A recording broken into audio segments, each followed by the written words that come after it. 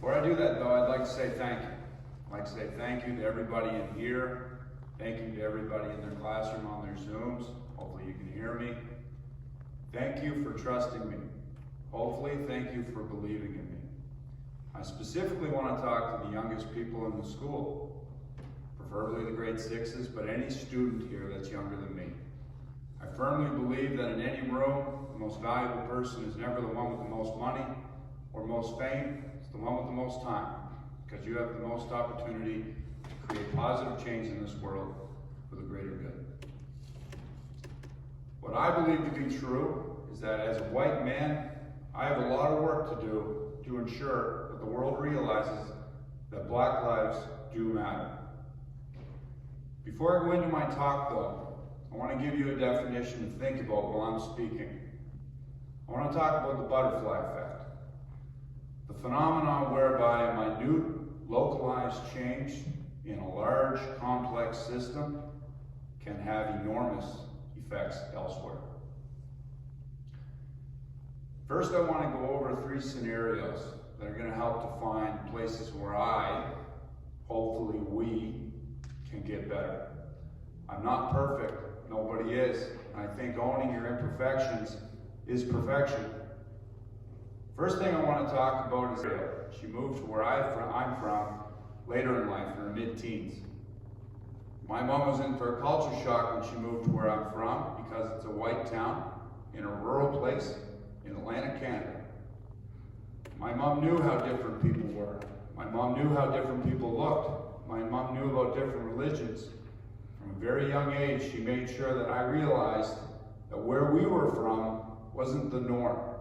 The norm is that people have different skin color, people look different, people dress different, and people have different religions. And there's never one race. There's a human race. And that's always what she told me. So growing up, that's always what I believed. It's what I was from. It's what I knew. It's what I believed to be true. However, as you get older, your environment expands, gets bigger. You go to school, you talk to other people, you move away from your hometown. I quickly realized, though, that as I went to school, not everybody felt the exact same way I did. I went to a predominantly white school, in middle school, high school, and there I would find myself idly by, happened to be in a conversation that I wasn't necessarily part of, but I was present, where I would hear racial slurs, I would hear a lot of negative generalized statements about entire groups of people based on where they're from or what they look like, and I knew that I did not believe in it. I never once actively participated in any conversation. I never once participated in anything to gain friends or reputation. I just knew I didn't believe it. Sometimes the comments would make me sick and I'd just leave. I was a white fly on the wall. No one knew I was there. No one knew I was gone. What I didn't do is I didn't say anything. I either stood or sat there, idly by, not believing anything, getting frustrated and angry that people were saying the things that they were saying in a joking fashion, in a generalized fashion about news or something they saw, but I never said anything. And you might think, you don't believe it, you just told me. You never participated in it, you just told me. You never did anything wrong. However, I did do something wrong. I did nothing. Nothing. And that's the problem. As you get older, your environment expands even more. So I think one thing that is critical when you move away from your home and your parents and your family and everyone that supports you is you have to pick your role models and your heroes wisely, critically. When I was in my mid-20s, I remember going to the United States and I was going to a coaching clinic and I was excited because it was the first time I got to do something like that as a coach and as a teacher. I remember these things happen everywhere, and I went to this particular one because of this particular coach. Hall of Fame coach, retired, but I read his book before I went, and I knew that I didn't care about anybody else. I only cared about him. And when you go to these events, it's filled. There's about 600 coaches. You're in a gym, and there's a court, and there was a college team there. And the college team is there to run the drills for the coaches. So when you go in, they're just sitting there, the players, and they're just waiting for the coach at the podium to kind of call them up. So I remember the coach that I was there for, my one guy that I went to see, my hero. He was walking up to the podium, and I had my pen. I was ready to just write down absolutely everything so I could bring it back here for my players and my students. And he came to the podium, and I remember the first drill came up, and I assumed that college coach kind of had an order. Once the coach needs players, you guys go, and then so on and so forth. So he said, I need 2 volunteers. So up jumped 2 college players and sprinted them. The 2 college players happened to be white. In one instant, I completely and utterly lost a hero. It wasn't necessarily the words he said. The words he said were terrible. It was how he said it. I remember he looked at the 2 white players and he just said, nah. He looked down the line. He said, give me those 2 black athletic players on the end.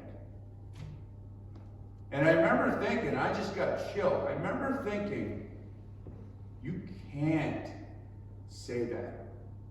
And more importantly, you can't mean that. Because I could feel his words. I knew what his words meant. His words meant I need those weapons, those tools, those slaves. That's what I knew he meant. And oddly enough, in a crowd that is probably about 60% black as coaches, there was a roar of laughter. Everyone laughed. Within seconds, we were doing the drill. And I remember sitting there just thinking, how on earth is this just going to fly? Like, we're just rolling through this. So then I started thinking critically about it. There's 3 groups of people in that scenario, I think, that are watching it. The first group is thinking they're giving him a generational pass. He's old. He was in his 80s. That's how they talked back then. It's fine. It's okay. I don't really necessarily think that you can change every single person in the world, but I knew I didn't want that grandfather coming into my space. I don't want that person interacting with my players or my students or my own kids. So no, it's not fun. I don't care about a generational gap. The other thing, and I've talked about this already, is fame. Fame. He's a Hall of Famer. He's got status. Coached a lot of black players. I'm sure all those black players love that coach. But I knew in that particular instant, that comment was coming from a completely different dark place that I did not appreciate. But we just brushed it off because he has a reputation. He's good. Let it slide. And the other people are people like me, are equally at fault. I remember sitting there being like, is this good? Are we really just gonna like ignore this? And I was sitting next to a black gentleman. You catch yourself in these moments where this is what you do. I remember looking at him being like, trying to make eye contact with him, being like, is this good? Are you good? Was that comment okay? Are we good to keep going? Are you gonna let this slide? Because if you let it slide, I need to talk. But if you stand, I'm standing up with you. Like, I can't. I did not need, in that moment, approval from the black community that what was said was wrong. Once again, though, I sat there. I may have lost a hero. I may have learned something that I wanted not to learn. I may have gotten better personally, but I did not change my community in that moment. The next one's a big one, because the next one happens every day. The next one, everybody in this room and everybody listening and everybody around the world deals with this one on a regular basis.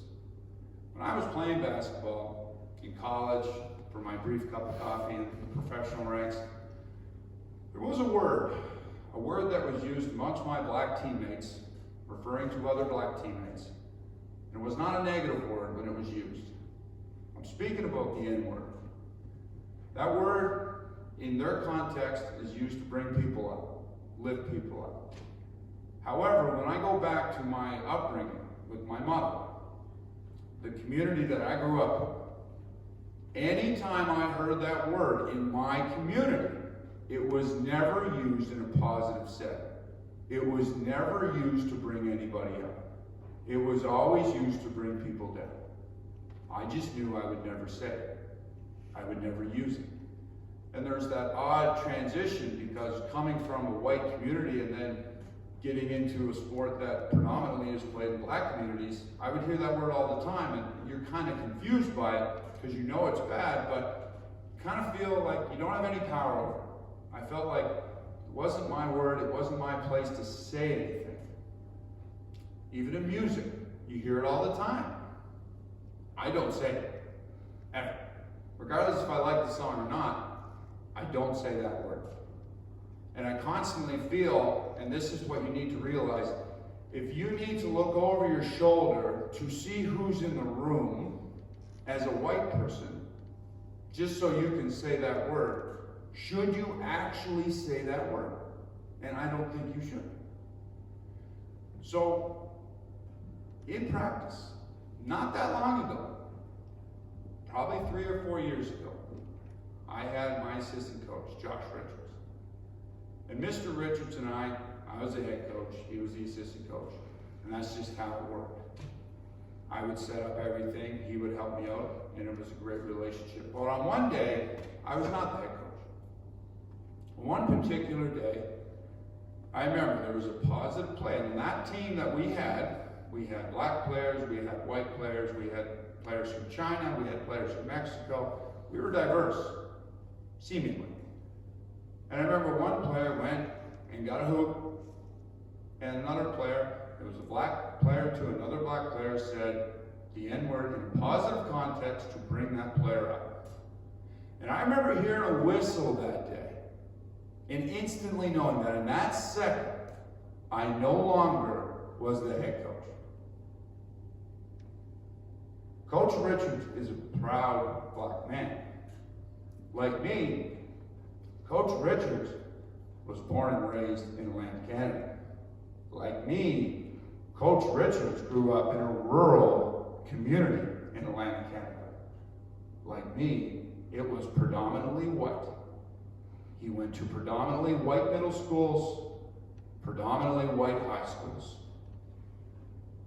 That word was used against Coach Richards on a regular basis to bring him down, to make him feel less than other people, to make him feel as though he couldn't match up, and to bring an entire group of people down just based on the color of their skin.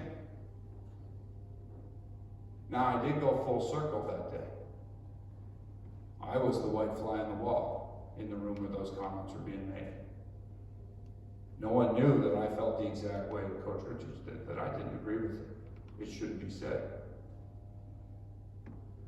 So if we think about a butterfly effect, I potentially missed out on an opportunity when I was 12 years old to maybe save a guy like Coach Richards, because I didn't say anything.